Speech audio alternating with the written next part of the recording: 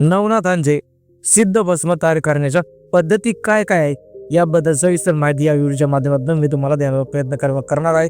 तरी पण माझ्या चॅनलवरती तुम्ही नवीन असाल तर चॅनलला लाईक करा, शेअर करा, सबस्क्राईब करा।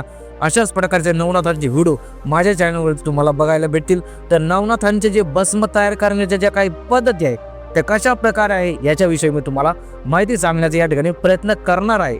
तर व्हिडिओ चांगला होणार आहे, व्हिडिओला पूर्णपणे प्रतिसाद द्या आणि व्हिडिओ मी या ठिकाणी स्टार्ट करतोय। भाग क्रमांक पहिला, आदेश। नमस्कार मंडळी, आज आपण जाणून घेणार आहोत नवरस संप्रदायातील एक अत्यंत पवित्र आणि गूढ रहस्य, नवनाथांचे सिद्ध भस्म कसे तयार केले जाते। हे भस्म साध राख नसतं, हे आहे आध्यात्मिक शक्तीचं प्रतीक। असं म्हटलं जातं की हे भस्म ज्या साधकाच्या अंगावर लावलं जातं त्याचे दोष, दृष्टीशक्ती आणि भय नष्ट होतात। चला जाणून घेऊया हे सिद्ध भस्म कसं तयार केलं जातं आणि त्यामागचं रहस्य काय आहे। भाग क्रमांक दुसरा, ना संप्रदायामध्ये भस्म म्हणजे केवळ राख नव्हे, ते आहे तप, जप, योग, जपाचे परिणाम। सिद्ध भस्म तयार करण्यासाठी सर्वप्रथम निवडले जाते पवित्र वेळ म्हणजे अमावस्या, पौर्णिमेची रात्र। त्या साधी रात्र साधक स्नान करून शुद्ध वस्त्र धारण करतो आणि गुरु व नवनाथांचा आदेश घेतो। त्यानंतर एका शांत ठिकाणी साधक कुंडात पवित्र लाकड, बैल, औदुंबर, पिंपळ आणि चंदन याची आहुती देतात। याची आहुती या ठिकाणी दिली जाते। भाग क्रमांक तिसरा, त्या यज्ञामध्ये जाळे त्रिपुंडीच्या मंत्राने भस्म तयार होतो।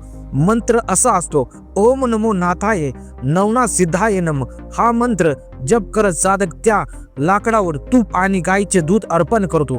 यज्ञ सभनावरती जी राख उरते तिला थेट सिद्ध भस्म म्हणत नाही, ती राख एकदम पवित्र स्थळी, बहुधा शिवारातील किंवा नदी काठी असलेल्या शिवलिंगाजवळ ठेवली जाते। ती राख 3 दिवस ठेवून नंतर नवनाथांच्या नावाने पुन्हा एक मंत्रोच्चार करून पवित्र केली जाते।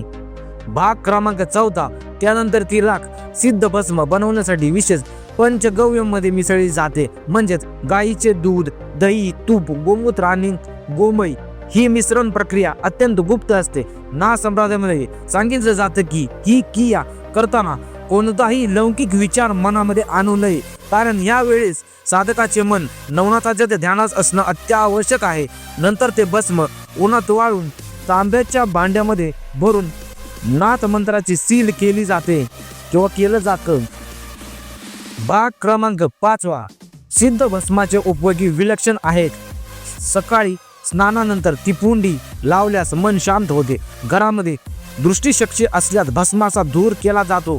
साधक ध्यान करताना हे भस्म कपाळावरती लावतो, त्यामुळे त्याला आदेशाने सिद्धी प्राप्त होते। असं म्हटलं जातं की जेव्हा हे भस्म गुरुच्या आदेशाने तयार केलं जातं तेव्हा त्यात नवनाथांची कृपा स्वतःच उतरते। भाग क्रमांक 6, म्हणूनच हे सिद्ध भस्म कोणालाही साध्य तयार करता येत नाही, हे फक्त गुरुच्या कृपेने आणि आदेशाने साध्य होते। सिद्ध भस्म म्हणजे नवनाथाची शक्ती आणि भक्तीचे मूर्ती रूप। ज्याने भक्तिभावाने हे तयार केलं आणि श्रद्धेने लावलं त्याच्या आयुष्यातील अडथळे, भय, रोग दूर होतात। आदेश नवनाथ महाराज की जय हो। नवनाथ महाराज त्यांचे भस्म तयार करण्याच्या अलग अलग प्रकारच्या या ठिकाणी पद्धती आहेत। नवनाथांचे भस्म कसे तयार केले जाते, नवनाथांचे भस्म तयार करण्याचे उपाय काय, त्याचे नियम काय, शिवता पाहिलं या ठिकाणी झाले नाही पाहिजे। ते भस्म तयार करताना तुम्ही आंघोळ कशी केली पाहिजे, सविस्तर माहिती या व्हिडिओच्या माध्यमातून मी तुम्हाला देण्याचा प्रयत्न केला आहे।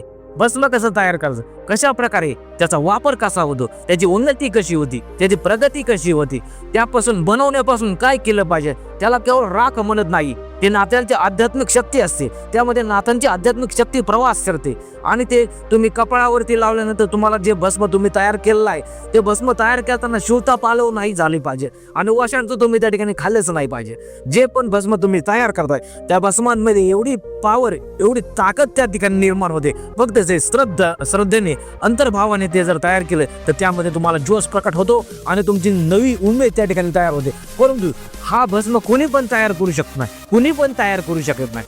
जे नाथ भक्त, जे नाथाचे प्रामाणिकपणे दररोज सेवा करतात, नाथ मंत्र जपतात, ओम नमो नवनाथाय नमः असा मंत्र जाप करतात आणि पुढचे प्रयत्न त्या ठिकाणी चालू ठेवतात, त्या मंत्रामध्ये त्या भस्माचा यूज करून, त्या मंत्रामध्ये त्या भस्माचा यूज करून, योग उपयोग करू आणि सात्विक आहार घेऊन, शुद्ध वस्त्र धारण करू, भगवे वस्त्र धारण करू, ओम नमो नवनाथाय नमः असं 21 वेळा त्या मंत्रामध्ये जाप केला आणि त्या भस्मामध्ये त्या मंत्राचं जापन केलं तरच तुम्हाला त्या ठिकाणी पुढं त्या ठिकाणी सिद्धी प्राप्त होऊ शकते. त्या भस्माद्वारे तुमच्या सगळे रोग नाहीसे होतात, संकट दूर होतात आणि सर्व ताण तणाव पण त्या भस्माद्वारे त्या ठिकाणी कमी होऊ शकतो. खरं तर नाथाची सेवा जे काय आहे ते अद्भुत सेवा या ठिकाणी करायची आहे. नाथाची अद्भुत सेवा तुम्ही जर केली तर तुम्हाला सुख समृद्धी आणि शांती त्या ठिकाणी लाभेल. आणि भस्म कसा तयार करायचा हेच याच्याविषयी पण मी माहिती तुम्हाला त्या ठिकाणी देण्याचा प्रयत्न त्या ठिकाणी केलेला आहे. तर व्हिडिओ कसा वाटला मला कमेंटमध्ये नक्की कळवा. आणि नाथांचे अनेक प्रकारचे नाथांचे व्हिडिओ माझ्या चॅनलवरती तुम्हाला बघायला भेटतील आणि अनेक प्रकारचं ज्ञान या माध्यमातून मी तुम्हाला देण्याचा प्रयत्न करतो आहे. आपल्याला चॅनल खूप पुढे न्यायचं आहे. भस्म कसं तयार होतं हे तर मी तुम्हाला सांगितलंच आहे, परंतु नाथांचे अनेक प्रकारचे व्हिडिओ मी तुम्हाला बनवून त्या ठिकाणी माझा प्रयत्न असेल. परंतु या ठिकाणी यूट्यूबचा मला या ठिकाणी व्ह्यूजचा विषय नाही, परंतु तुम्ही या ठिकाणी मला साथ द्या. मी हा व्हिडिओ त्यासाठीच बनवतो आहे की तुम्हाला त्या व्हिडिओच्या माध्यमातून काहीतरी ज्ञान भेटेल. आणि माझी एकच विनंती आहे की या चॅनलवरती जास्तीत जास्त लोकांना शेअर करा हा व्हिडिओ, जेणेकरून भस्म तयार करण्याच्या पद्धती आणि नाथांचं जे आध्यात्मिक महत्त्व आहे त्याबद्दलची व्हिडिओ बनवण्यासाठी मला प्रोत्साहन मिळेल.